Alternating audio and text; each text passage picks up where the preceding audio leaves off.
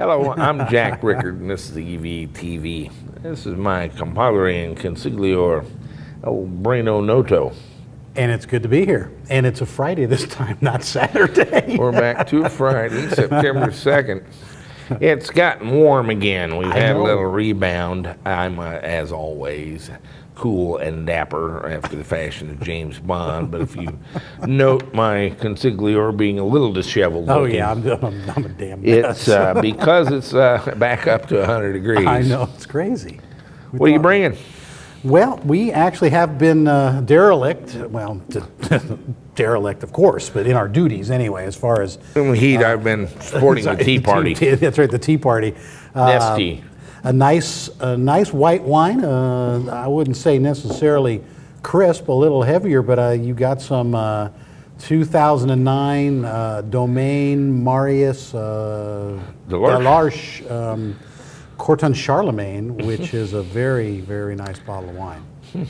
They're, you know, little tiny hill in the Côte de Beaune. I think very small. I think that these guys produce, all told, maybe 250 cases of wine, all you know, Chardonnay from this area.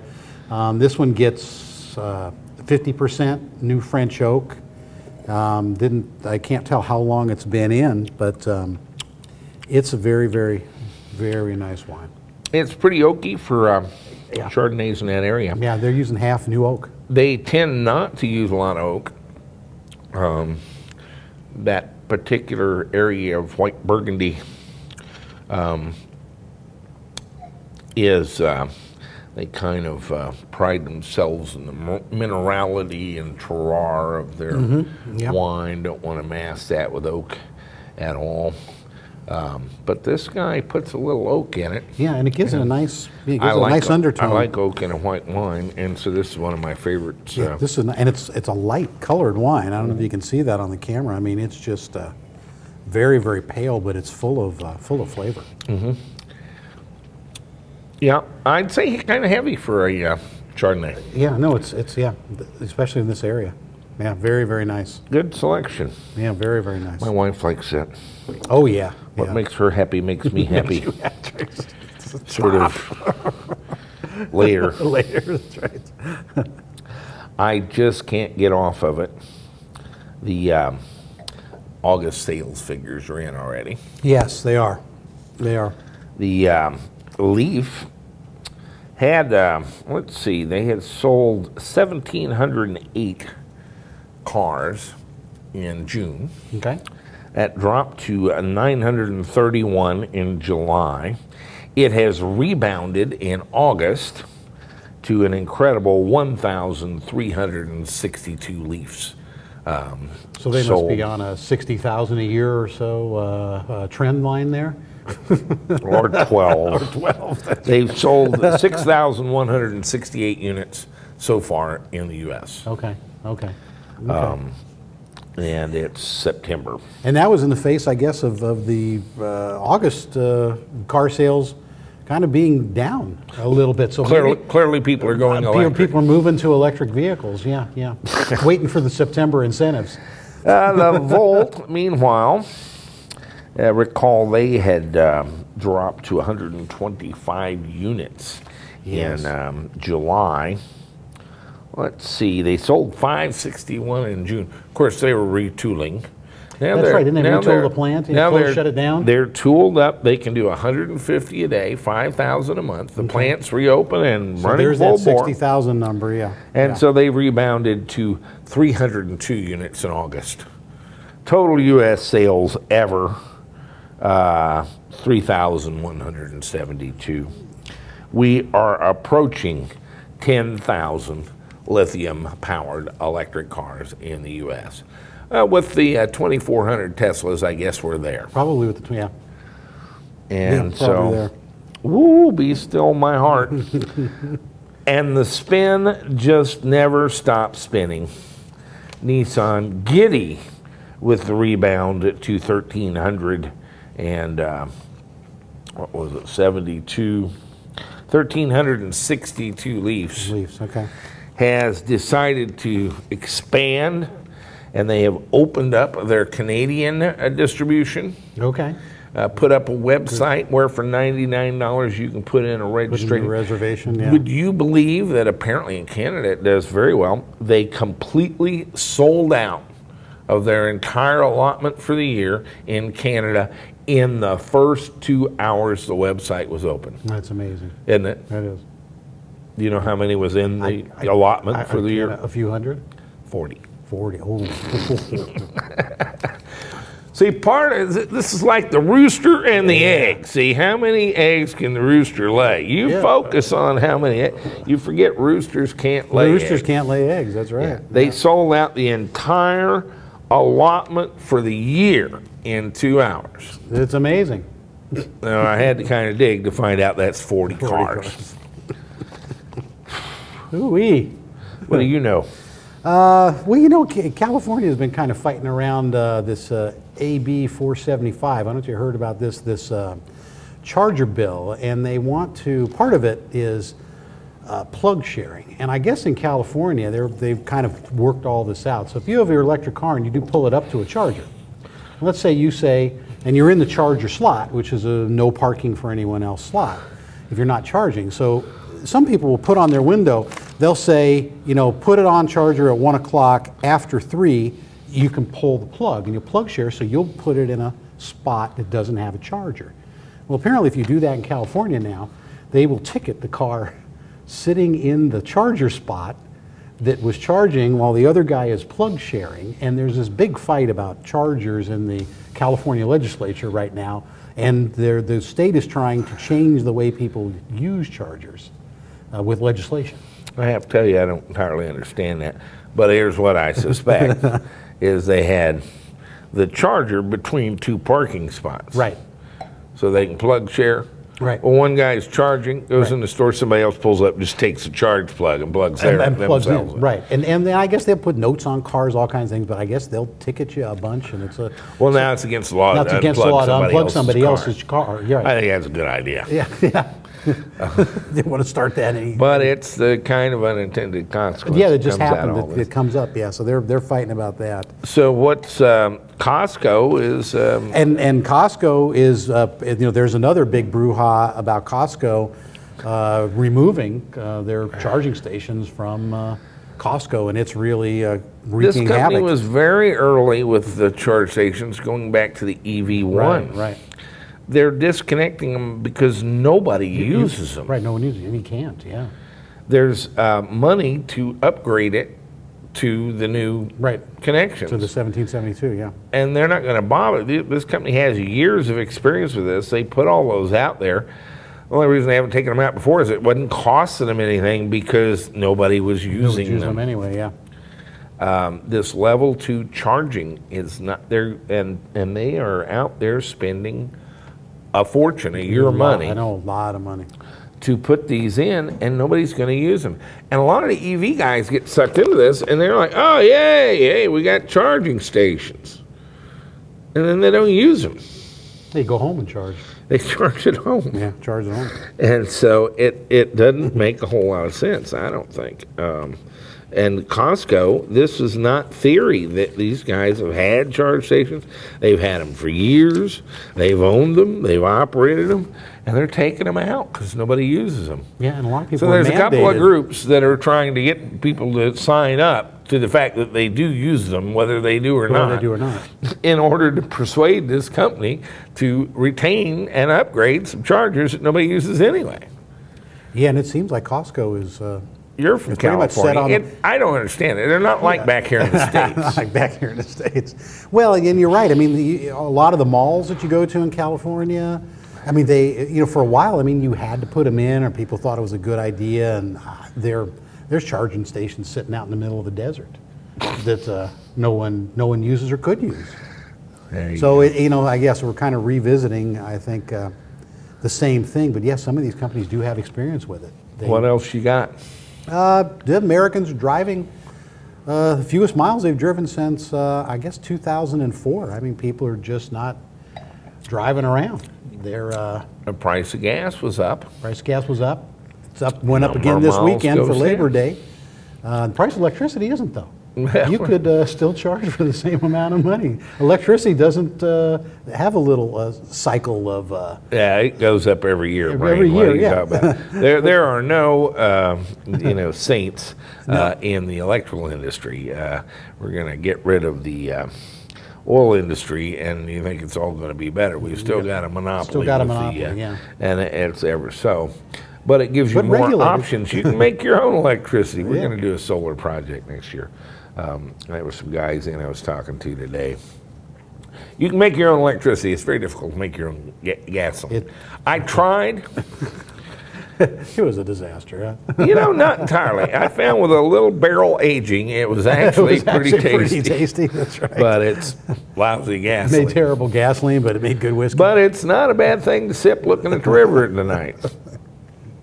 What's happening with the ongoing saga of the Spyder 550? Well, we need to, I guess, bring everybody up to date since what we did last week with the Spyder, and we got it aligned this week, and it was off, a little bit, and we had tested it against the against DUH, as everybody had seen, and it doesn't roll as well as the Speedster does. Let's get up on the soapbox and. Want to try again? Yeah. All right. Let's take a look. Okay, Brain, you're not going to believe this. Some of our viewers want a soapbox derby at the convention. They want. We got to come up with a ramp on a perfectly flat airport. Yeah, perfectly flat airport. I know. They like the soapbox derby. Somebody regaled me with tales of their youth, where they were apparently caught with graphite, and that started a long illegal prison lubrication. Yeah, and a bad. It was a bad outcome. They took away their trophy. Soapbox derby. That's right. We have gotten it aligned. We have it aligned. What did the guy at the alignment place say? He said it was out of alignment. I mean, we took the car apart. It was we were kind of tires akimbo here. What did you tell him about our toe in? I told him just to leave it at 0, very very slight, and we're probably at 0. Yeah, I mean it's probably easier to do. So okay, we checked through the car for a residual pressure valve on the brakes. Yes, we did look for one. There is no residual pressure valve on the brakes. There's no residual pressure. I love that theory, actually. John Hardy come up with that. I wish it would have worked. Yeah. He ought to get an award for the theory, except we didn't have any Not of that. in this car, yeah. And sometimes they're on them, and sometimes they're not. Just depends if you got, good brake pedal. You put them on, but this car doesn't have one. Well, I'll go test this thing, but if you want. But I'm not hearing anything very persuasive. Let's do this soapbox thing again, and you tell me that it's gotten all dramatically better before I go out and drive for 2 hours. All right. Okay. I'm going to release the handbrake, and away he goes. Away I go, thundering. Like a herd of turtles. You're driving like a bat out of hell. I can't take the G's. You'll kill us all.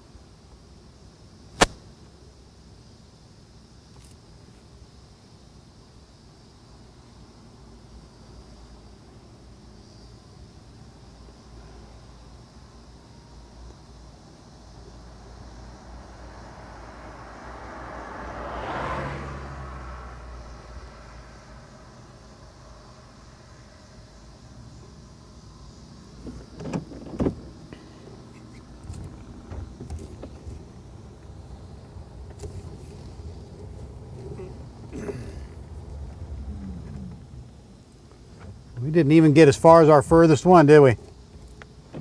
Huh?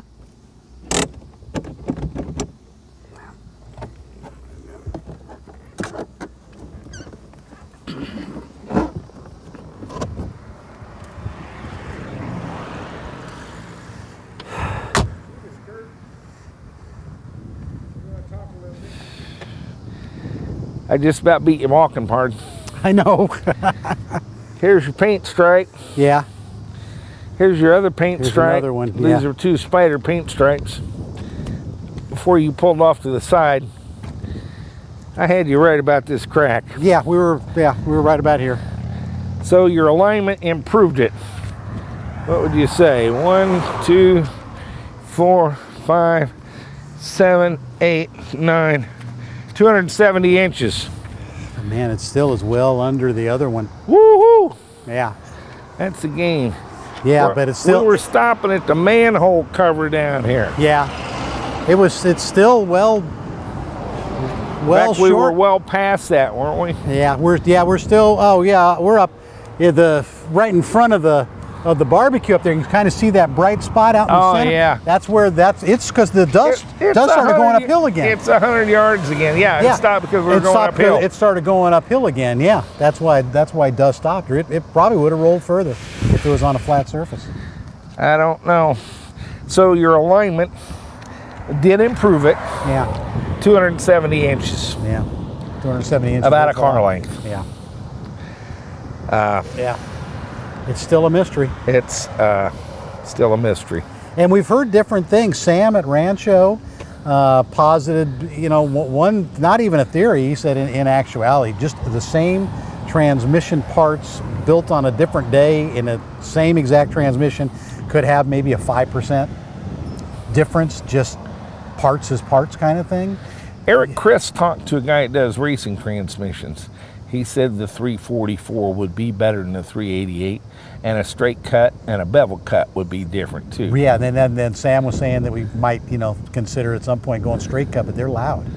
They're noisy gears. They make a lot of noise. Yeah, when an electric car, you'd hear all that, and it's right behind you. Mm-hmm. So I don't know, but yeah, that's what Sam had said at Rancho too, that the straight cut should improve it. But if we got another 5%, it's not that much. Call that guy that put together our Speedster Long? transmission Long. Okay. Now that I think about it, that transmission, it's got the same oil in it now. It's louder in Okay. than it is in here, don't you think? It may be a little louder transmission. Yeah. See, Maybe it's set up a little looser. maybe he's got it set up with straight cut gears. No. No? No. We would have paid a lot for straight cut gears. We did pay a lot. Yeah, but we didn't get straight cuts. But he may have the ring and pinion. I mean, he can set up a ring and pinion a little tighter or a little looser too. I just don't know what all that's worth in the real world. Yeah. I just don't know how much of an improvement. Yeah, I'll give him a call though and see what we got. Well, no, we know how much improvement. It's 100 Look yards. at that. Yeah, well, I mean, you can see it up there. That's craziness. We're still busted on this myth. Yeah, that's right. We need help. We need help. Help! Help me. It's the Scarecrow and the Tin Man in the, That's right. in the field of what was it? We're in Oz. Opium. Man. Yeah, we're in in a Oz. field of poppies. Field of poppies. Field of poppies. Help! Help! That's what we can eat right now, a field of poppies. Yeah. Snow. I don't know. All righty. NetGain Motors, home of the Warp, Transwarp, and Impulse motors, introduced the improved Warp 9 motor. The Warp 9 is a 9 1/4 diameter series wound DC motor with a double-ended shaft featuring 26 improvements for 2010. Externally, the terminal studs have been enlarged from 3/8 to 1/2 inch diameter. Bigger is better. On the inside, a larger commutator, new brush composition, and split brush design with heavier springs handle even higher voltages and currents than before. Our new fan increases airflow by almost 50% over typical paddle-style fans, and all this translates into improved performance. For even more performance or larger applications, take a look at NetGain's Warp 11 motor, an 11 3/4 diameter series wound DC motor for even greater torque and power. Since 2002, NetGain Motors has been leading the EV industry with precision, performance, and price. Visit us at go-ev.com. NetGain Motors, warp power to go. Well, After 75, you improved it. After $75, and the thing's been in a couple hours in the alignment shop, we got a little better. a car length. Yeah, it wasn't it wasn't that much better. I think your technique's getting better. Yeah, we still have, yeah. I think he's learning the course. Yeah, I'm learning the course. That's right. I'm not so afraid. You're leaning into the corner. That's right. I'm not so afraid of that straightaway anymore. That long straightaway. That downhill where I'm gaining all that speed. I'm starting to get over the. I got some interesting data. Richard Rodriguez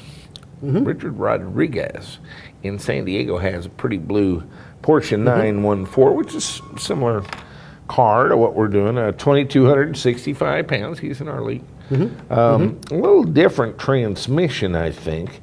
He's doing 3,200 RPM at 60 and 3,750 at 70, so a little higher RPM. Yeah, he's lower gear. Uses the AC50. Yeah. The Curtis controller. Is he using the Cal batteries? He might have been using some different batteries. But about the same. So 38 200 amp hour cells, 121 volts. Okay. Very analogous car. Right, very close. At 60 miles an hour, 44.9 mile track, 64 amp hours. That's 1.43 amp hours per mile, 173 watt hours. Okay. Yeah. At 70, that bumped up to 1.75 amp hours per mile, 212 watt hours per mile. And so he's looking at 140 mile, 100% range at 60 and 114 at 70. Somewhere in between these two cars. Right, somewhere in between, yeah. So we're kind of getting some data points here. Right, see what other people are getting out there in the real world. So we're still collecting stuff, but I'm running out of ideas, which we have a black hole in the middle of this thing, and that's we just don't know. Essentially the transmission. That we have to work around the edges of. I'm not going to swap that transmission out to find out. No. But, you know, we might at some point do a build where we had a transmission specially built for low rolling resistance, whatever that means. Yeah, it sounds like from what people are saying, the straight cut gears might help. I mean, I don't know if we set up the ring and pinion a little looser, you know, because we don't shift like a normal car, so it doesn't have to be as tight of a ring and pinion. We probably get away with a little slop in there. I just don't know how much all of that is good for. You know, it's just I don't know. And straight cut gears are noisy. They are. That's a noisy gear. In an electric car, the quiet is kind of half the beauty. Let's see here.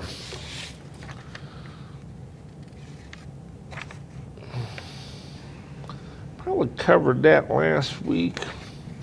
Let's take a look. I've been working in the shop. That's why I'm so overheated. On our Shelby Cobra. Yeah. Actually, B&B manufacturing. B&B Cobra. manufacturing, yes. Roadster from Granby, Missouri. Brian Anderson produces these. We're doing it for Paul Lin in Taipei City, Taiwan. He'll be at the show. He will. And he wants me to have his car finished and painted in the interior, and it really looked good with decals. Let's take a look at where we're at. Okay, Brain, we're back on the Cobra. This is starting to become fun. It's looking like an electric car. Yeah. I have reached a huge milestone.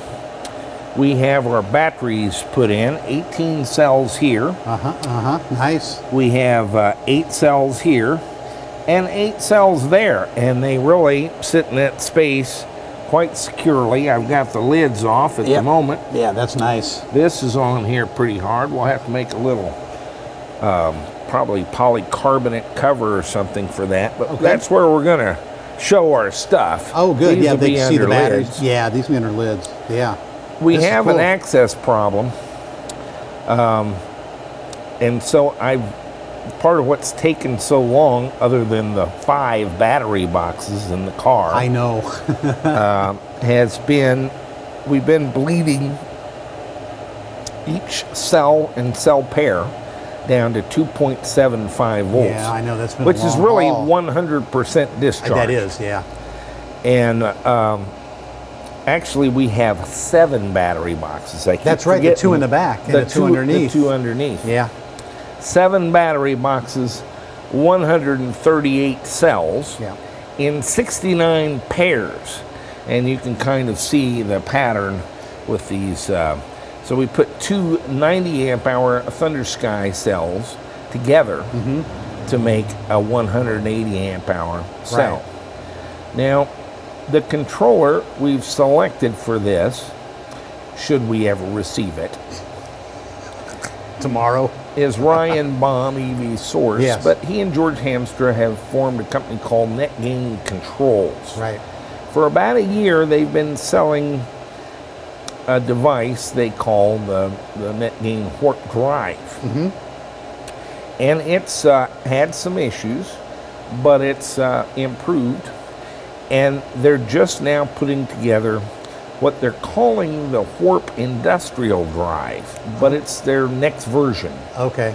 of this controller. Okay. So this is a brand new controller, and we've kind of agreed to cut him some slack on this, although he's 2 weeks behind Yeah. on the date already.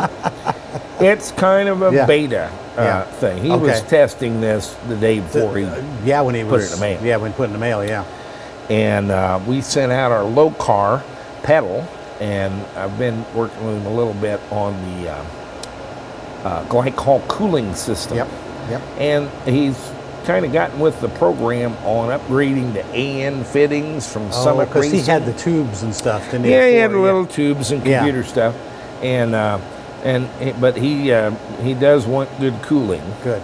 and so he seized on the AN fitting thing pretty quickly. Good. Okay. Great. So this thing's actually going to have 2 AN8s really already built all into ready the to go. controller, Cool. and it's like an IP67 package, gland nuts and Oh, good. waterproof, and he throws water on it, and Okay. the whole cool. thing. Okay. Good. Good. So good. Good. I'm pretty excited about this controller. Yeah. However, you remember the Speedster Redux. Yes. With the Soliton, we did 1,000 amps. We had a little difficulty with them getting to 1,000 Right. amps. We didn't get to it right away. Well, yeah. when we did it, we immediately blew a fuse Yes. and then a clutch. Yes. Or was it a clutch? and Then, then I a think we fuse? just blew everything. Yeah. We're And blowing stuff. George Hamster's got a theory about this. You beef up one part and it moves to Moves another it place. To another. It makes sense too. And yeah. so we need to do a little bit to prepare for this level of power, which we have never done in an electric vehicle conversion before. Our 11HV will do 300 volts.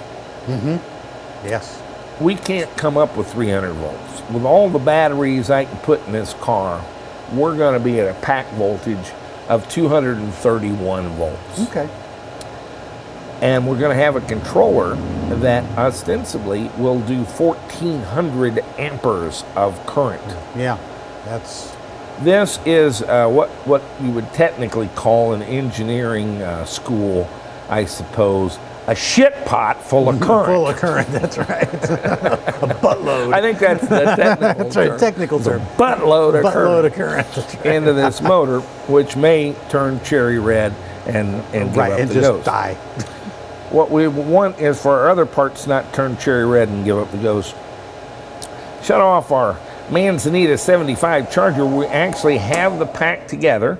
Again, it was all bottom balanced. And so we're trying to get some energy into these cells. And our Manzanita 75 is barely putting 22 amps in it, 220 volts DC. I don't know what's happened with that thing. But I want to talk a little bit about some of the considerations to move 1,400 amps around. Yeah.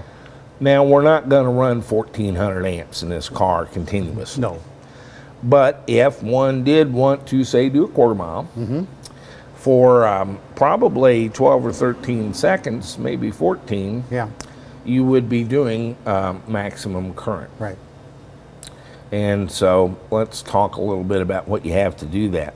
We're using a 2/0, 2/0, they call it, cable from Champlain Cable Company. Yeah. Right. It's a shielded cable which should reduce our noise environment a little bit. It's made it a little bit ickier to connect. I typically connect one end of the cable. There are 2 camps on this, and they're both violently certain that you need to connect just one end or you need to connect both ends. Both ends, yeah. And I've heard it so many times that I don't know what to think about it. A ground is a ground. We have a shielded ground. Right. Grounded shield on our cables. And typically at one end, and typically inside the box where I can get it to be so. And that should cut down the thing. 2 aught on 1400 amps. We're counting on not being at 1400 amps often or for long. Right, right. That's a little bit lightweight cable. Yeah. I have some 4 aught. We've got some 4, yeah. 4 aught, you have bigger terminals. It's harder to bend. It's harder to fit. A lot to deal with, yeah. It's just a lot of cable. Yeah. And so since we have so many battery boxes, and one of the considerations in cable is, of course, its diameter, but also its length. Also the length of the run, yeah. And fortunately, most of our runs are 2 feet. Yeah, these are not very long runs because so many battery boxes. Because I've got so many battery boxes everywhere. About the longest cable I've got is 3 feet. I have one on the negative thing from here to the back of the car, but that's like 6 feet, or 7 feet of cable. I had estimated this car at 40 feet of cable. We use 43. Okay. That's and I've got 1, 2, 3, 4, 5, 6, 7, 8, and that's 9 cables. Okay, yeah. So yeah, that's not bad. We're averaging about 5 feet a cable. Yeah. Those are not long runs. They're not long runs. And so I feel like I can get away with a 2 aught. Yeah, okay, good. Again, we're not going to be doing 1400 a lot, but we do have to be mindful of provision that we will be, yeah. I didn't use a fuse holder. I like these blocks. These are ostensibly 600 amp blocks from terminal blocks from Genuine Deals. Yeah, okay. They're about 150 bucks a piece, I know. They're crazy? Very proud of them, but I really like them. And when I have a pack finished, I have 2 terminal blocks, and I can work from there with all my connections. Right. And this week we're done with the battery. We have it all together, all hooked up to that. Instead of using a fuse holder, I simply bolt the fuse to the block, and it's got enough offset, and then very securely bolt the cable to the other end of the fuse. Yeah, yeah, that works, yeah. Let's talk a little bit about the fuse we're using. This is a Ferris Shawmut A30 QS 800-4. Now that's an 800 amp fuse. That's good for 200 kiloamps or kilovolt amps. And what does that say? 300 volt DC? 300 volt DC and 300 volt AC. Okay. Well, let's talk about a couple things there. If we're doing 1400 amps, why do I have an 800 amp fuse?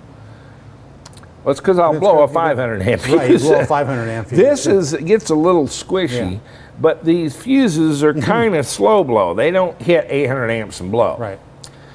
If you do 1400 amps for a few seconds, it's not going to blow this fuse even kind of. They're a ceramic fuse. The voltage rating is kind of important. Fusing this kind of current and voltage poses some challenges. You can't just use any old fuse. And the key is the voltage rating, and 300 volts DC is this.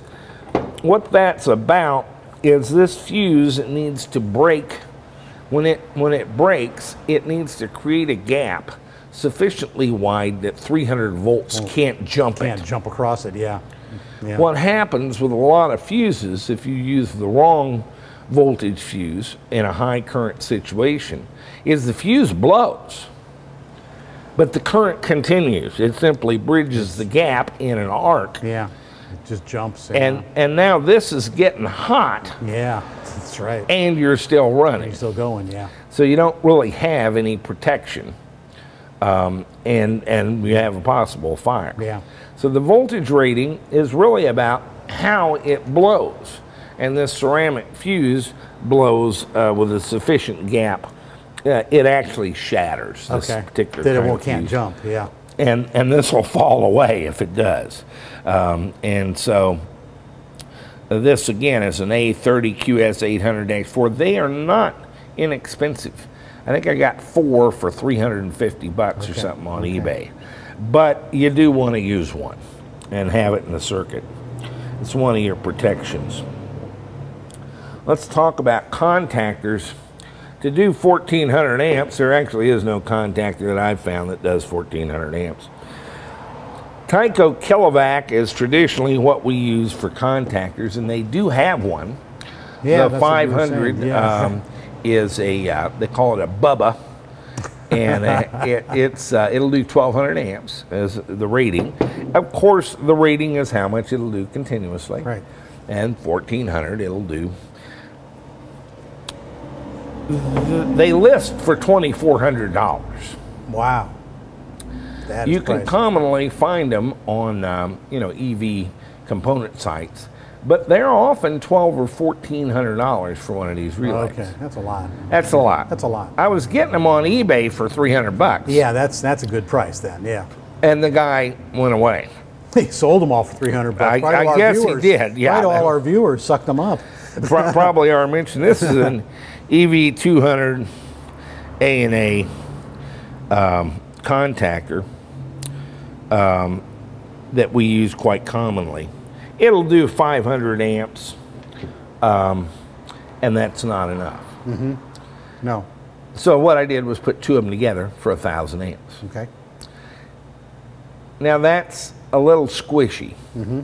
That 500 Yeah, amps you still have 500, yeah. is based on you having a big enough terminal and copper cable on this contact that it will wick away sufficient heat to let it do 500 amps.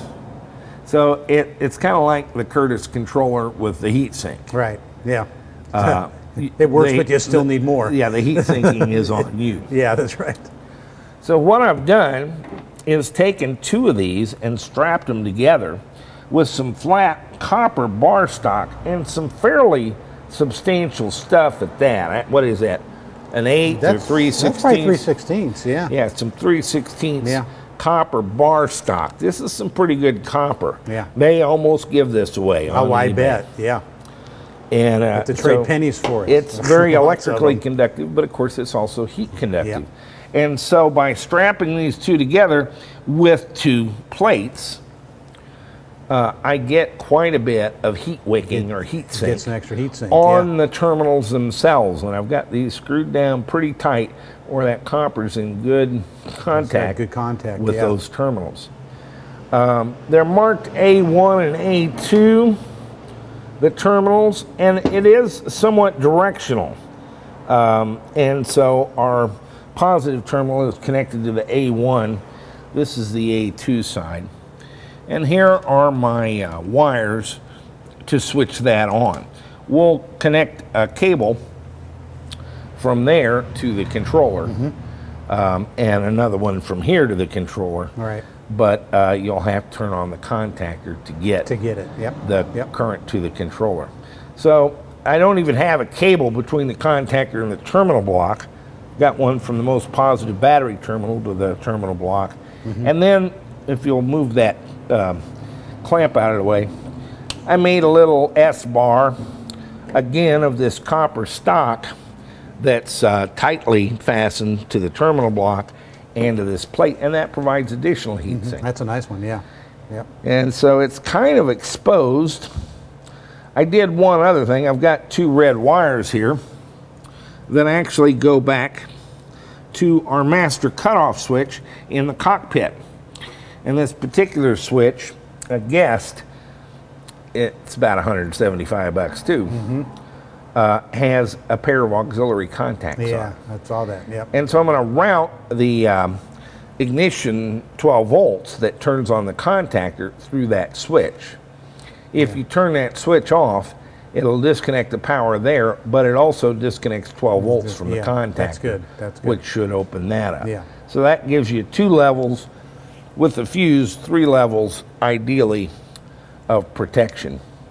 So I'm hopeful, and I'm not sure, but I'm hopeful that these 2 little A&As will together with all that copper carry 1400 amps to our controller. Get rid of the heat, Again, the heat sinking is the trick, more so than the contactors.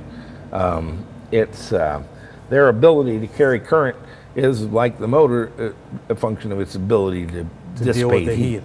And if you put more radiant metal contact there, that's a good thing. That's going to help, So that's our 2 ends of our battery pack. We're fusing the negative, putting the contactor directly kind of strapped to the positive terminal block. And we have all our batteries. We're bled down to 2.75 volts. We're putting the Manzanita 75 to it. We'll charge that to about 251 volts. With 69 cell pairs, that'll be 3.65 volts per pair. That's well under the 3.8 or the 4 or the 4.2 that Thunder Sky has variously recommended. At various times, At various times. And in various places, always with the same battery. That's right, same battery. And so we use 3.65. You can use 3.65. There is not enough difference in energy to do your car any good, and all you're going to do is mess up your batteries, charging them higher. Just charging them up higher. And we have a number of cells. This should be quite an adventure in wrestling, but kind of like herding cats in a lightning storm with a 5-iron. But 69 pairs, 138 cells. That should give us 41.4 kilowatt hours of energy. That's the largest battery pack we've done to date. Not counting the Escalade, which we haven't done today. That's right. I've got all the pieces laying here, but we haven't done it. haven't done the Escalade. So this will be a 41 kilowatt pack. Our next largest, I guess, was the Mini Cooper at 34. And I think we will well exceed his 120-mile range criteria, perhaps by a good bit at some speeds. Good. Yes, right. Got our excess turbos blower here. We're going to have to build a little shelf of some sort in here to put our controller. Oh, we put a Chinook DC to DC converter. I was going to use one of my the Vicors? Vicors. But it would slip under this lip, and this Chinook slipped right in there. It'll do 35 amps. And this is 192 volt version. Is supposed to be good up to 250 volts. We'll be at 231 volts. We'll see what happens. We'll see what happens with it. But it was just too good. It tucked it underneath here. Yeah, it disappeared. And it was already black. And it was already black. And we put it in a black hole. It virtually doesn't exist. That's right. Yeah, we almost forgot to mention it. So what's left? We're going to change the third member on this for a 63.6 pound aluminum version. Put in a drive shaft. We have to put in a controller and a cooling system for the controller. And most of the rest of it moves into the cockpit on your dashboard, accelerator, that sort of thing. We got some mechanical. We got the brake line to hook up. We got the slave cylinder for the clutch. But not that bad. Mechanicals aren't too bad. You know, I'd forgotten to hook up the clutch. We do need a slave cylinder for the clutch. And Yep. So plenty of work left to do. But what the hell? We got 3 weeks. And a show to do. I told the guy 3 months. I mean, I've got 3 months of bad dreams invested in this car. That's right. 3 months of nightmares. So it's a lot of staying up. That's the Cobra update. It's coming along. Once you have a battery pack operating and charging, you're over the hump. You can do stuff. Yep. You have a power source. You can test things. You can do things. If we get that controller, we'll be cool. Yep. Absolutely. Alrighty. This episode of EVTV is brought to you by the Winston Battery Company Limited, makers of high-capacity lithium yttrium rare earth cells, including the popular 160 amp-hour model featuring cycle lives in excess of 5,000 cycles when discharged to 70%, the longest useful working life of any available battery of any chemistry. A leading battery technology scientist, inventor, and entrepreneur since 1995, Mr. Winston Chung envisions a new world of clean electric power for the dawn of a new era of electric vehicles. For your next electric vehicle design project, contact Winston Battery Limited. Energy for a bright future. That's a big improvement, though. That's We're making some progress. yeah. That's a big It deal. always seems slow till you get those batteries in. I've said it a dozen times. Half of the, maybe 3/4 of the effort in doing one of these cars is building that battery pack. This one I had to pack so many batteries in. Some of them are a little hard to access. Yeah, we do have a little problem. And there. so I sort of did a laboratory bottom balance along the way. Yeah. And that slowed things down. Probably the most gruesome battery box construction we've ever done. 7 boxes. Yeah, 7 boxes. And fairly complicated boxes. We do a lot of box to do 7 cells or 8 cells. I've got 2 7-cell boxes, Yep. 2 2 8-cell boxes, boxes. But that's 30 cells I needed. Yeah. Oh, yeah, we had to have it. And we've got a stacked box in the back that is a day's work to decompile and Right, just to get to do something. anything Yeah. to. Yep. So I wanted them all bottom balanced. We're charging it now, and it's going well. Got a DC to DC converter in. We've got the contactor and stuff. So that's we're making progress. From here, it's going to go fairly quickly if we get that controller in tomorrow. It's I don't know if we'll get done with everything by the show. I hope so. At least have it rolling. Be able to tear down the drag strip at the airport. I doubt we'll have it licensed. I think Brian's doing that. I think he's licensed in Arkansas or something. Missouri. Is that right? Yeah, because Missouri has to inspect it first. He's going to put like Costa Rican plates I or something think so. on it. Yeah, maybe some old Army surplus from World War II. Right. Registered in Nicaragua. Yeah. The Sandinista Cobra. So we'll get that. That's exciting. Let's talk a little bit about the show. All right. We've been alluding to it. I guess we haven't really told them a whole lot about it. No, I mean just what's up on the website. Yeah. Let's talk a little bit about what we're going to do. Wednesday, September 21st, the shop's going to be open. Right here at EVTV Central. People will be arriving in Cape, getting their hotels and stuff. We'll have them register a little bit, get their badges and their coffee cup and their shirt.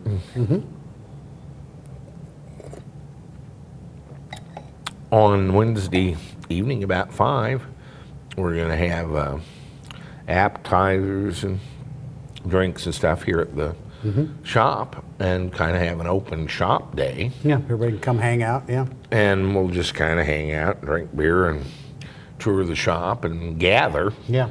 and meet each other, kind of an icebreaker, and get to know each other a little bit. Thursday morning, we're going to start doing sessions at the airport. Right at the hangar.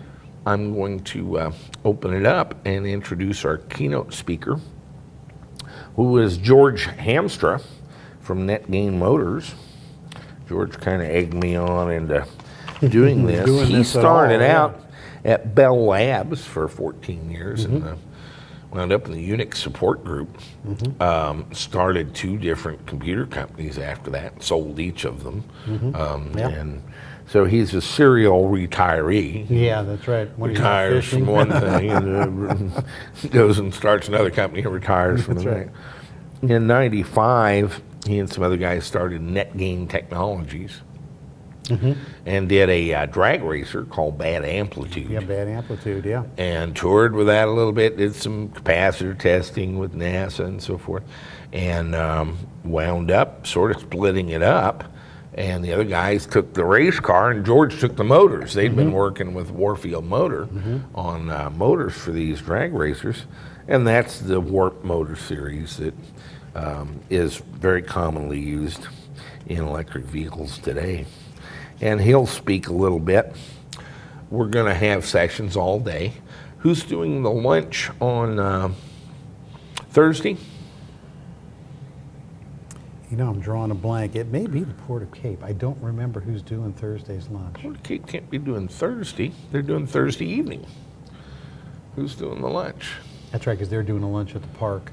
It's probably Tractors. tractors. Yeah, tractors. We'll have a little catered lunch there at the hangar, and then we'll do sessions all afternoon. And after that, we're going to do something I'm kind of excited about. My house, where we used to shoot EVTV. Yeah, the original studio. The original studio. Joins the Southeast University River Campus of Visual and Performing arts. Performing or arts. Yeah, right. And they have a lawn right next to me. It's quite pretty, overlooks the Mississippi River. We're going to take the guys who brought electric cars, right now about 30 cars, and ours, so, you know, 35 or something. Yeah, 30 cars, 30-some cars, yeah. Whatever we've got, and go down and kind of arrange them on that lawn and have sort of a private car show. Yeah, right. Where we can just look at each other's builds and talk to each other about it and ask questions and, you know, that sort of thing. Port of Cape is doing that. Yes. We're going to have barbecue and beer and so forth.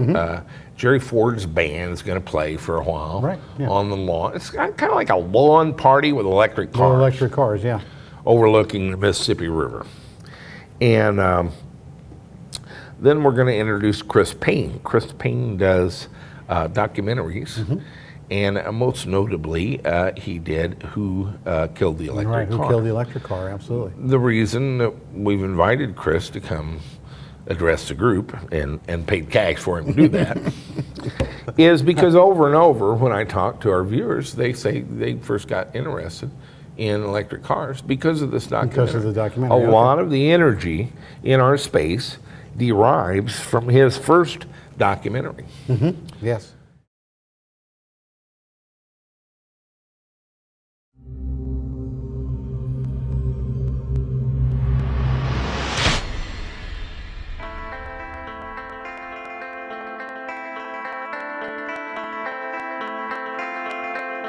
In 1996, electric cars began to appear on roads all over California. They were quiet and fast, produced no exhaust, and ran without gasoline. 10 years later, these futuristic cars were almost entirely gone.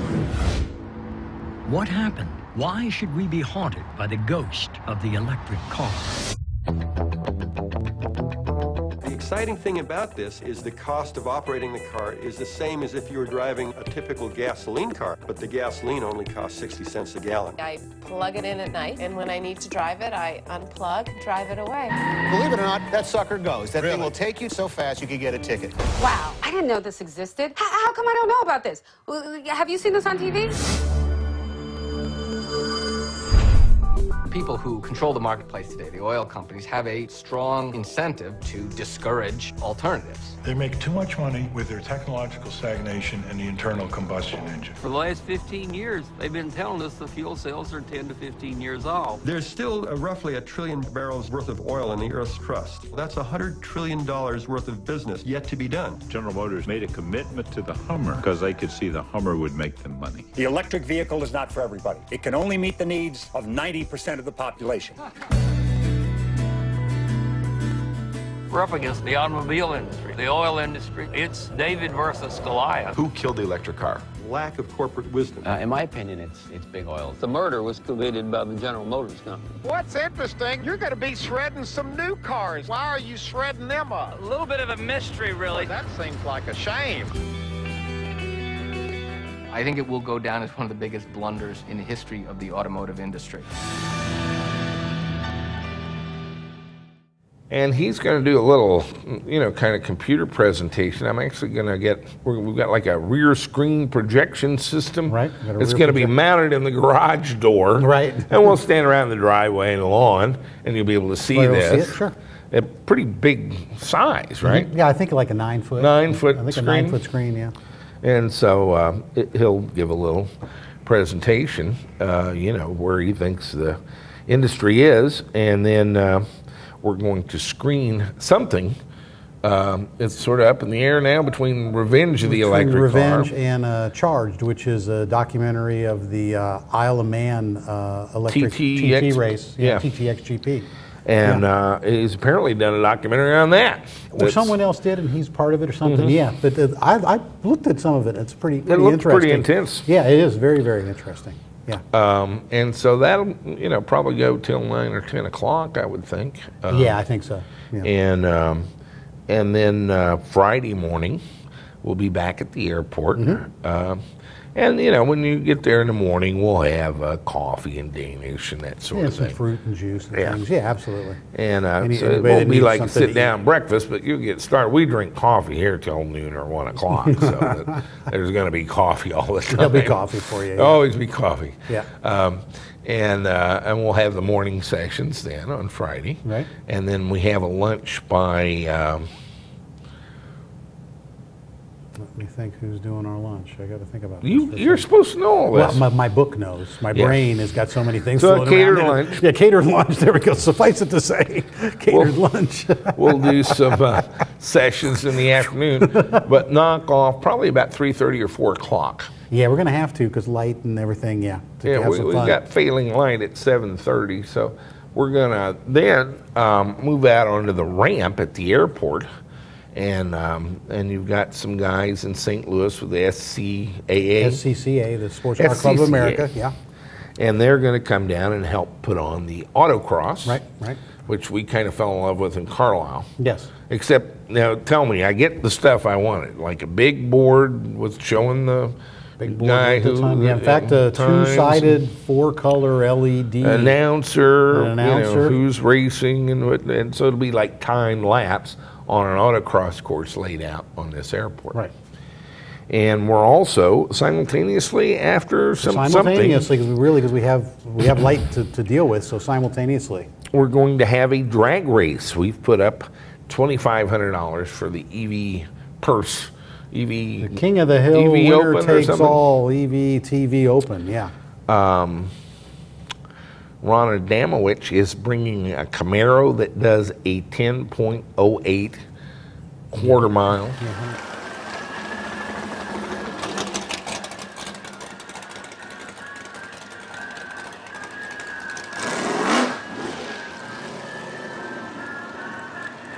Here's the electric car again. That's the reason you don't hear a motor.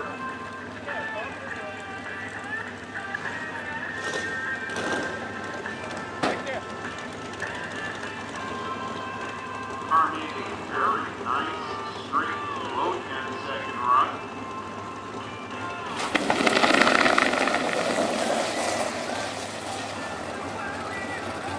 Another nice, straight run. Yeah! 7 miles an hour, yeah. Yep. And we do what, 14 and a half seconds? 14 and a half in the Speedster Redux. In the Redux. But that puts that car in a, you know, what a Chevy Camaro or some Mustangs would do. I mean, is that right? Oh yeah, yeah. Yeah. See, I don't know a whole lot about it. Yeah, I mean a stock one, but still, there's... But we'll have some fun things like we've got a set of scales, and I bought a set of ramps for them so we can do this kind of quickly. And we'll have a team of guys where you can take your car and weigh it and get the fore-aft distribution and the total weight and the total weight and stuff. and I'm trying to figure out how to get a ramp built where we can do the soapbox derby, and like come up with a metric for rolling resistance. Rolling resistance. Well, he who goes further. Yeah, he who goes furthest, the slowliest. That's right. Maximus lengthus. I've been invited to be a featured speaker at the convention, and I'll kind of fill what slots I don't have filled. You don't have filled, okay. But there's some flexibility there. There was a guy wanted to talk about electric boats, and we have Annie Knoppenberg coming. Knoppenberg, from Denmark. They're doing an electric Holland, boat. yeah. So we may wind up a little birds of a feather session there on electric boats. We've got Dr. Dennis Dwarfel of Reap Systems coming from England. He does a BMS system, by the way. Yeah, he does. Yeah. But he also has run the Thunder Sky discussion group on Yahoo for many years, and but he got his doctorate at Southampton in 2007. His thesis was testing and characterization of large high energy lithium-ion batteries for electric and hybrid electric vehicles. This guy had actually done a car out of Thunder Sky batteries in like 2003. Oh, really? 4 or 5 years before we did. Before we could get them, yeah. And has studied these batteries quite extensively. Okay, good. Good. And so he's going to come talk about the batteries and battery management systems and why you ought to have one and why Jack doesn't know what he's talking about. And that's fine. No, that's great. That's it. We're not really a single voice meeting here. There's going to be lots of takes on it. Paul Lynn is actually the guy we're doing the Cobra for, and he's agreed to come speak. He got his master's degree as a fuel cell researcher. Oh, really? University of California, Irvine. Oh, right in my backyard. Yeah. Yeah, right at UCI. He lives in Taipei now, but yeah, he's an anteater. He's an anteater. He started out in a gasoline engine design company, CEC Tech, but moved to a battery pack company, Sandtech, and a ship design company in Taiwan. He's actually designed a 40 kilowatt lithium battery powered electric boat for Kaohsiung City in Taiwan. Really? And the boats can carry 26 passengers, and they run to this day. He's the founder of Aptima Motors, and we're doing the eCobra design for him. Yeah, for him. That Aptima Motors then will make available in 2012. If we finish it. Should we ever finish. Could be 2013. We use the Curtis controller and the high performance electric vehicle systems. Yes. AC50 motor in the Spyder and the Speedster, and I like this package, and I like these guys. Package, yeah. It's Curtis likes to sell to OEMs, of course, and they have a VCL language that this controller runs, and they've got a compiler and so forth. Apparently, Brian at HP EVS is pretty much into this VCL language. He's been programming apparently for 9 years or so. Yeah. So it's not just you buy the motor and you buy the controller and you put them together and they work. No. I mean, you can configure the motor with an auto-tune function that's in there, but all that stuff with the Curtis 840 controller and a lot of this is done by HP EVS in that controller. In that controller, absolutely. And so you wind up with kind of a package system. Now, you were telling me you were talking to Bill this week. Is that secret stuff, or can you talk about it? Which part? Well, like they're doing a display. Yeah, the N-Gauge is in the WeGo. They did the install of the electrics in the WeGo. In the WeGo, yeah, they basically did the conversions in the WeGo. Yeah, and there's a nice gauge. It's a neat little car. It just didn't. I mean, the thing was what, $36,000. $37,000, yeah. And it looks like a Chinese smart car. Yeah. And in fact, remember we showed that that picture where in Germany they ran the forklift through it at the dock. Right. They didn't want it in the country because of the Daimler-Benz. Daimler-Benz Yeah, Smart. yeah. But I mean, you know, 36 grand for a Smart. A Smart is $13,000. Yeah, and their sales are down. And they weren't selling them. And they weren't selling very many smart cars. Daimler is actually going to they think it's because nobody knows about them. So they're going to start a TV ad and print ad thing, and they're doing an update to their electric car or electric Smart, which they just they're working on that on an N gauge now with Curtis, you know, to run through that you know, controller that'll be a nice display. You know, you won't have that little the little gauge. The N Gauge 7 is a 5.7 inch, half of a VGA display. Yeah, right. But color. The color, yeah. And it's just a nicer presentation rather than, you know, the gauge, and it gives you more information on there simultaneously. Right. So, yeah, they're working on that. They're working on a lot of different things. They're getting I guess nobody said I couldn't talk about anything. They're getting the engineering prototype here soon of the 144 volt Curtis controller. Now, you told me that Brian had gotten the Curtis controller to talk via CAN bus, right? Mm-hmm. With a new Porsche instrument pack. Yeah, they're that using did everything: temperature, RPM, the fuel gauge is the state of charge. Yeah. Everything from the Curtis to that, but it did it over CAN bus. Did it over CAN bus, and they're working on. Mostly CAN bus. I think that they're doing they just got a 2008 Scion XB that they're going to be doing, and again, so Brian right now is deciphering the CAN bus in the Scion. Well, you know, that's what we struggle with these newer cars sometimes is the instrumentation and that CAN bus. Getting it all integrated. And the impression I got is they're going to do a kit.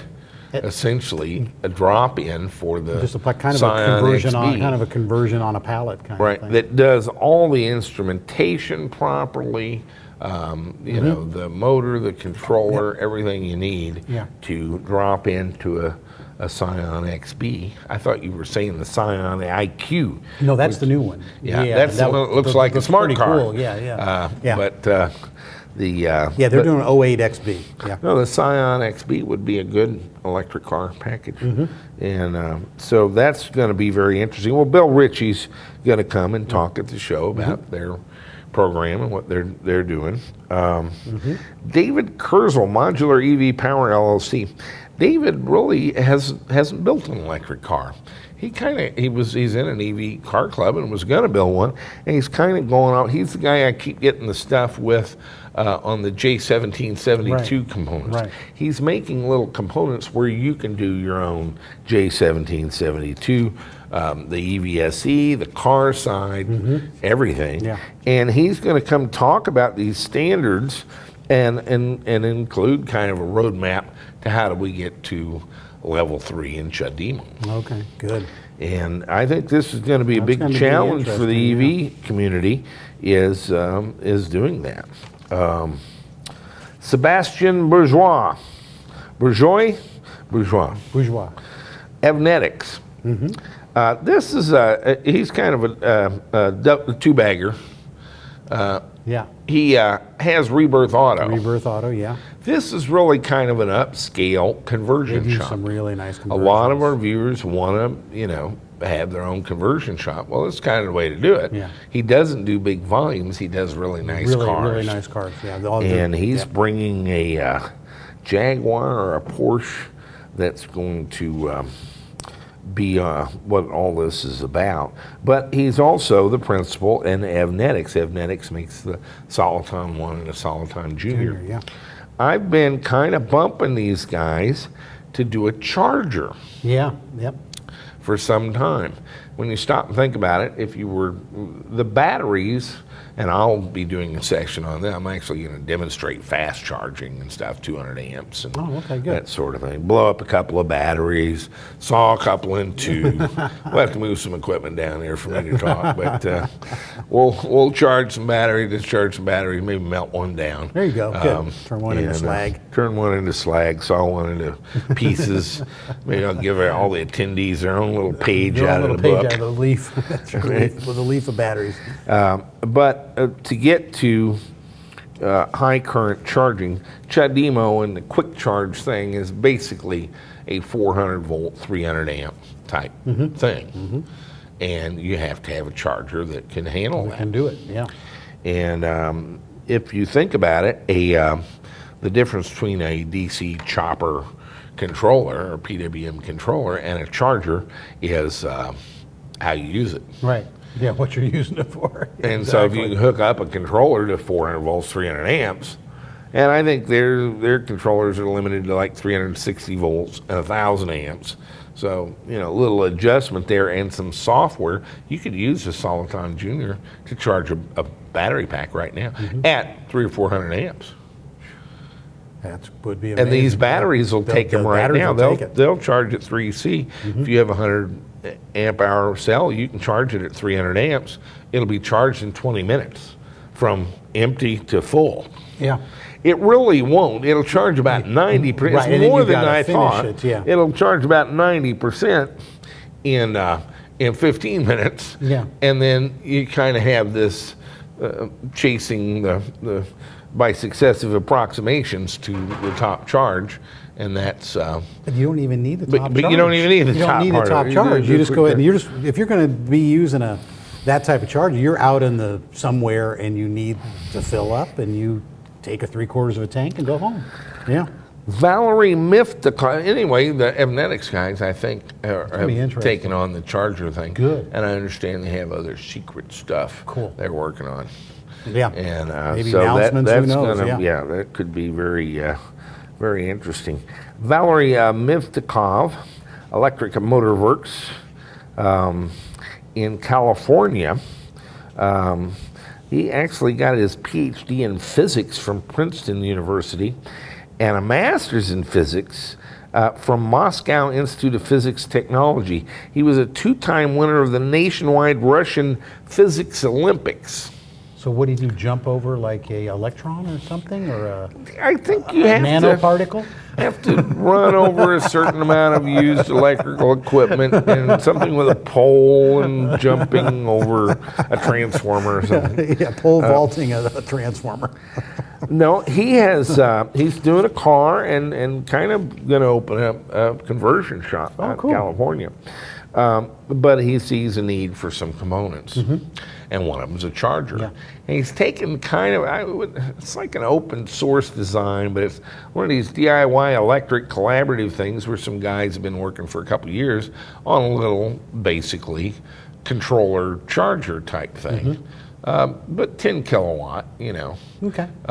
Just a little charger you can plug into the wall and charge the batteries at a good power rate for cheap. Yeah. Well, Valerie's taken that and is smoothing it out. Now, he sent it to me twice. I've sent it back twice, so it's not that smooth yet. No, it's a little bumpy. But we're still working with him on it. But it's basically a $1,700 assembled version of this where it's programmable. And you can set your constant current, constant voltage, and it'll do 10 kilowatts. Well, 10 kilowatts at, you know, like 200 volts is a 50 amp charger. Right. That's pretty good. That's pretty good. Yeah. And that's a pretty good price. Yeah. So he's another kind of conversion shop operator with a component. With a component. And I think I see this quite a bit, guys. Start conversion shops, get into component sales, and then wind up with their own, trying to design their own, you know, their own component. Well, they're seeing some of the deficiencies. Well, exactly. They run into that. Yeah, they run into it because now they're working with them, and it's like, wow, that didn't work. Alexander with EV Blue in we like Wayne. Walton, Kansas. Wayne's done 144 conversions in the last 3 years. Yeah, he's doing, what, about 25 a year or more? Well, more than that, actually. Jeez. He called a few weeks ago. He'd just done a Ranger or an S10 in 2 days. 2 days of focused effort, and he had completely nailed it, huh? Now, he kind of had it lined up before this guy got there with a few a car. of those, yeah. Anyway, if you want to have your own conversion shop, Wayne's a hoot. Yeah. He's like the Earl Scheib of electric car conversions. Any car, $49.95, bring it in. Is he bringing an entourage? Oh, yeah. He's usually got an open drop-top Cadillac and a couple of chicks, you know. That's Wayne. That's how Wayne rolls. Yeah. He cruises. Ryan Baum at NetGain Controls and EV Source. We bought a bunch of stuff from Ryan over the years. He's kind of got with George Hamstra, formed NetGain Controls. They've had this controller. That's the one we're going to use for the Cobra that you thought was coming today. I did. Well, I guess I got was coming you tomorrow. thought it was coming tomorrow. I like the way you thought better. Me too. And it didn't work. So why did he send it FedEx and not overnight it? I don't get it. Anyway, we should have their new Ultra Secret Deluxe number 2, what they're calling industrial controller. It's like an IP67 1400 amp thing. A lot better packaging. You know, AN8 cooling fittings, gland nuts on it. It's metal case. I like it. It's better than the other one looked kind of like a toy or something. Yeah, the red one you could see through? Yeah.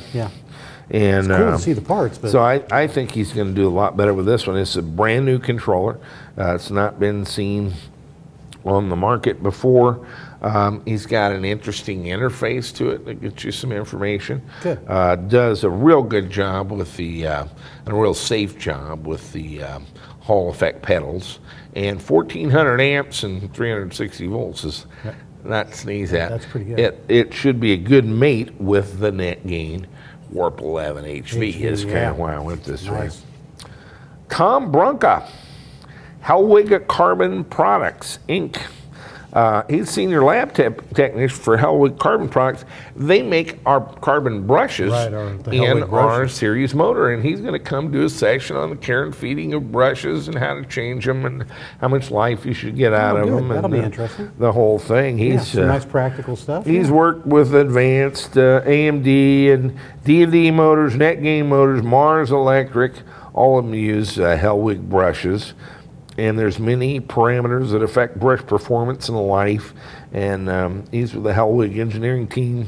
They analyze and recommend brush grades and designs and so forth. But he's also kind of involved in 2 EV clubs and working on his own conversion. Guy. He's an EV guy. Okay, how cool. So I've still got a couple guys I'm working on 3 weeks out. Okay, But I think we're going to have a pretty intense set of sessions. By the end of the day, you'll be pretty drained. And ready for dinner and alcohol. Oh, Saturday. Yeah, we forgot to move on to Saturday. We never got past Friday. No. So as I was saying on Saturday, we will do sessions in the morning, and then we're going to go to Capahal Park for a catered picnic type lunch. Right. You know, in the park. And kind of array all the cars for a photo op, take some pictures, kind of have a little judged car show. Yeah, we're going to have some guys come out there, I think, local dignitary car show guys. I guess I'll walk around them just to let them know that don't worry about some things, you know what I mean? Like some of the engineering is just going to be different. They haven't seen an electric car. Yeah, some of the guys judging aren't going to be very knowledgeable, but we'll steer them in the right way. Yeah, we'll tell them. Jeff Cunningham is a local TV guy that likes to do cars. Yeah, and we'll get somebody from one of the local antique or classic car clubs. They'll be able to measure the technical merit of the vehicle itself. Yeah, and just do a little judged thing. But we're going to open that up to the public and let people come look at the cars. And just kind of have an afternoon in a beautiful park with good food, and anybody that wants to come to that, everybody come and look. And you get to kind of show and practice explaining to people about your car. Yeah, how far it'll go and how long it takes to charge. How far it'll go and how long it takes to charge. And then we're going to have a parade. We're going to have a parade with police escort. With a police escort. And down just kind of around Cape, and we'll end up back again up at the host hotel at the Drury Lodge. And give them a couple hours to kind of decompress a little. We'll let them change their clothes and wash the bark off, and then we're going to have kind of a dinner with wine and tablecloths and stuff. I call it a formal dinner. You don't have to wear a tuxedo. It's a kind of collar and jacket, but that time of year. But down at the River Campus atrium. In the atrium, yeah. And have some speakers, and we will announce the winner of the EVTV Build Your Dream contest, which we do have a winner. The contest closed August 31st. A few surprises. Okay, interesting. It got pretty intense there at the end. Everybody had a strategy, and we have a winner. I'm not going to announce it till that evening, Saturday evening, the 24th of September at the dinner. We'll give some trophies for the races and the races, afternoons the car show thing. And sure. I'm kind of working on a guest speaker there. Okay. And have a good closing dinner. Sunday, people will be flying out. Yeah. Now the late departures, ones with a later afternoon flight, I'm going to organize a little kind of winding trip through the country back roads via electric vehicle to the River Ridge Winery. Yeah. We'll go down and have a little brunch and a bottle of, go see Jerry and have a bottle of wine and terrorize the countryside with a thunderous sound of electric cars whirring by. They'll hear us coming for miles. They'll hear us coming from feet away. That's right. And then drink a little wine and so forth. So that should be a pretty manageable size group. Most people will be flying out earlier, but I think the ones with the later flights, we'll do that, and that'll be a fun thing. And that's pretty much our convention. I think it's going to be a pretty intense itinerary. I hear from a lot of guys wanting to bring their wives. I don't mind. Bring your wife. But when are you going to see her? We're going to have you busy from about 8 a.m. till about 10 p.m. Maybe that'll be the strategy, man. That's the last last convention their wife will come to. Yeah, that'll be it. I'll break them with that. She's going to be sitting back at the hotel. If she wants to come to the convention, fine. Well, you got to register, But the Brian's trying to work with the Convention and Visitors Bureau to have some tours or something. Yeah, for maybe them. We've got a little antique shopping stuff like that. Yeah, I'm sure they've got some stuff, but you're going to do our be best. kind of intently busy from Wednesday afternoon until Sunday morning. Really, it can be. I've done these; they can be exhausting. I'll be in bed from Monday through Wednesday of the following week. With alcohol poisoning and no sleep for 5 days. That's, so check into the carry. That's kind of the rundown on the convention. I put most of this up on our website, but we're still getting a lot of questions about it. We're 3 weeks out. We've done this before. I think it's going to be a lot of fun. A couple hundred guys, 30, 40 cars, very intense, sort of a compressed, 5-day thing. It'll be fun. Have you gonna... It's not a SEMA or like, I had a guy named Strickland call today, and he's like, well, I've been to trade shows before. Well, yeah. No, this is a little less anonymous. This is like a group meeting where you get to swap stuff with other people, ideas and so make forth. Some contacts and go back home. You get to talk to everybody at the event. Yeah, more than once. Usually. More than once. And so it's can be kind of a binding thing, and you'll develop relationships that undoubtedly might continue for many years and foster who knows what. The great fun in doing these is watching in the future the associations that then emerge and go on to be bigger and better things. Right. Right. And so that's the program. And I think we're going to have a great time. I do too. Let's wrap this up and not do a 4-hour show this week. All right. I don't know what's the matter with the Spyder. I don't either. And we've tried. In answer to your question, I'm not sure. And just tell us what you think. Maybe then we'll find something in there. We may get a VW transmission in here and tear it all apart and see how this thing works. And never get it back together. Never get it back together, of course. But I've got one in the back room. We can do that. Yeah, we can tear one apart. All right. For EVTV, I'm Jack Rickard. And I'm Brian Noto. We'll see you all next week.